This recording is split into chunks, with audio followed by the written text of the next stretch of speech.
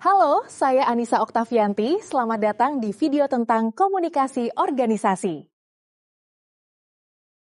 Pernah kebayang nggak gimana jadinya sebuah perusahaan gede, tapi nggak ada instruksi, nggak ada laporan, bahkan nggak ada obrolan sama sekali antar pegawainya?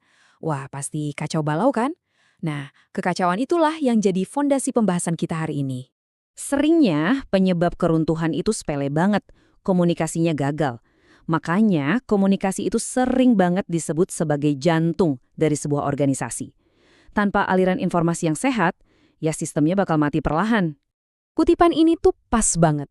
Hari ini kita bakal kupas tuntas apa sih sebenarnya komunikasi organisasi itu menurut para ahlinya. Dan kita akan lihat gimana sebuah pesan itu bukan sekedar kata-kata biasa, tapi benar-benar energi yang bikin organisasi nggak ambruk. Oke, supaya kita benar-benar paham, kita akan lihat dari dua sudut pandang ahli yang paling mendasar. Merekalah yang meletakkan dasar pemikiran kita soal gimana sih informasi itu mengalir dalam sebuah lingkungan kerja. Jadi, di satu sisi kita punya Goldhaber, dan di sisi lain ada Katz dan Kahn. Keduanya ini punya cara pandang yang beda, tapi justru saling melengkapi buat ngelihat fenomena yang sama. Yuk kita bedah satu persatu. Menurut Goldhaber, ada dua kata kunci penting di sini, saling bergantung dan ketidakpastian. Artinya gini, komunikasi itu ada karena kita nggak bisa kerja sendirian. Kita butuh orang lain buat bertahan, dan kita butuh koordinasi buat menghadapi dunia luar yang, ya tahu sendiri kan, penuh kejutan. Nah, beda lagi nih sama Katz dan Kahn. Mereka punya analogi yang kuat banget. Organisasi itu kayak sistem terbuka, mirip organisme hidup. Jadi, komunikasi itu diibaratkan seperti energi atau aliran darah yang masuk, terus diolah lalu keluar lagi. Prosesnya itu ada 3 tahap. Pertama, input, yaitu pas informasi masuk dari luar. Kedua, throughput. Nah, disinilah informasinya diproses di dalam organisasi. Dan yang terakhir, output, yaitu tindakan atau pesan balasan yang dihasilkan. Siklus ini muter terus, nggak ada hentinya. Nah, ini dia intinya. Tujuan dari semua sistem ini adalah mencapai entropi negatif. Keren ya istilahnya, tapi simpelnya, ini adalah kekuatan buat melawan kekacauan. Komunikasi itu jadi semacam tameng, biar organisasi nggak berantakan dari dalam. Oke, teorinya udah dapet. Sekarang, mari kita lihat gimana sih energi komunikasi ini beneran mengalir di dalam struktur organisasi. Anggap aja kita lagi lihat peta jalan raya informasi di sebuah kota. Gampangnya, jalan rayanya tuh cuma ada 2. Komunikasi yang terjadi di dalam rumah, sendiri, yang kita sebut internal, dan komunikasi sama dunia luar, yang kita sebut eksternal. Di jalur internal, ada yang namanya aliran vertikal. Ini bisa gerak ke bawah, contohnya perintah dari manajer ke staf. Atau sebaliknya, gerak ke atas, kayak laporan kendala dari staf ke manajer. Inilah tulang punggung hierarki di organisasi. Terus, ada juga aliran horizontal.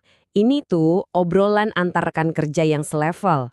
Penting banget buat koordinasi biar nggak ada kerjaan yang tumpang tindih atau malah jadi salah paham. Dan yang terakhir, ada aliran diagonal. Wah, ini bisa dibilang jalan pintas yang efisien. Contohnya pas tim marketing butuh data dan langsung ngobrol sama manajer keuangan, tanpa perlu lewat jalur birokrasi yang panjang dan kaku. Oke, dari dalam udah, sekarang kita keluar. Komunikasi eksternal itu adalah cara organisasi ngobrol sama dunia. Ini mencakup hubungan dengan pelanggan, media, pemerintah, pokoknya semua pihak di luar sana.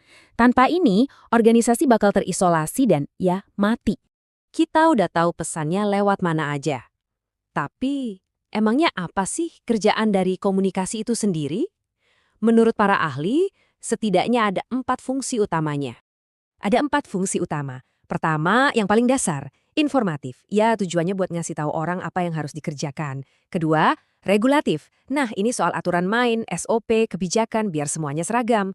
Ketiga, dan ini penting banget, persuasif. Karena kan nggak semua bisa diselesaikan cuma dengan perintah, orang perlu diyakinkan dan dimotivasi. Dan yang terakhir yang menyatukan semuanya, integratif. Mengubah sekumpulan individu jadi satu tim yang solid. Nah, sekarang, yuk kita coba satuin semua potongan puzzle ini buat lihat gambaran besarnya. Gimana semua teori, aliran, dan fungsi ini kerja bareng buat satu tujuan utama. Jadi, inilah intisarinya. Komunikasi itu bukan cuma soal ngomong, tapi soal menjaga aliran energi dalam sebuah sistem supaya tetap teratur, terkoordinasi, dan yang paling penting, bisa bertahan di tengah lingkungan yang selalu berubah dan penuh ketidakpastian. Sebagai penutup, saya mau lempar satu pertanyaan nih buat Anda renungkan. Kalau dari pengalaman pribadi, mana sih yang seringkali jadi tantangan terbesar? Ngobrolin ide ke atasan atau justru nyamain frekuensi kerja sama teman di samping kita? Coba dipikirin. Sampai jumpa di pembahasan berikutnya.